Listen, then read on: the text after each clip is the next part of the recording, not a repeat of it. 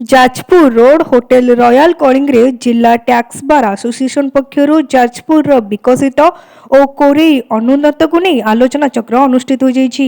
Association सभापति विवेकानंद महांती नेतृत्व में आयोजित जिलार वरिष्ठ आईनजीवी स्वर्गत मदन मोहन स्वाई जयंती उपलक्षे कोरेईर विकास को नहीं आलोचना करा जायतिला।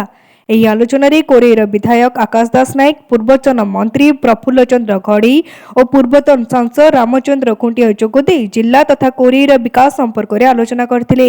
ଏହି ଅବସରରେ କଳାକ୍ଷେତ୍ର ନାଁ କରିଥିବା ଅନେକ କୁନି କଳାକାରଙ୍କୁ ସମ୍ବର୍ଦ୍ଧିତ କରାଯାଇଥିଲା। ଆଜି ଆମର ପ୍ରତିଷ୍ଠାତା ସଭାପତି ମଦନ ମୋହନ ସ୍ୱାଇଁଙ୍କର 83ତମ ଜୟନ୍ତୀ ଉପଲକ୍ଷେ ଆମେ ଏକ ଆଲୋଚନା ଚକ୍ର କରିଥିଲୁ। ଯାଜପୁର ବିକଶିତ କୋରେଇ ଅନୁନ୍ନତ ଏହାକୁ ଉଦ୍ଘାଟନ କରିଛନ୍ତି ଆମର କୋରେଇର ମାନ୍ୟବର ବିଧାୟକ ଆକାଶ ଦାସ ନାୟକ ଏବଂ ମୁଖ୍ୟ ଅତିଥି ଭାବେ ଡକ୍ଟର ପ୍ରଫୁଲ୍ଲ ଚନ୍ଦ୍ର ଘଡ଼େଇ, ପୂର୍ବତନ ଅର୍ଥମନ୍ତ୍ରୀ ଏବଂ ବିଶିଷ୍ଟ ଶ୍ରମିକ ନେତା ରାମଚନ୍ଦ୍ର ଖୁଣ୍ଟିଆ ଯୋଗ ଦେଇଥିଲେ।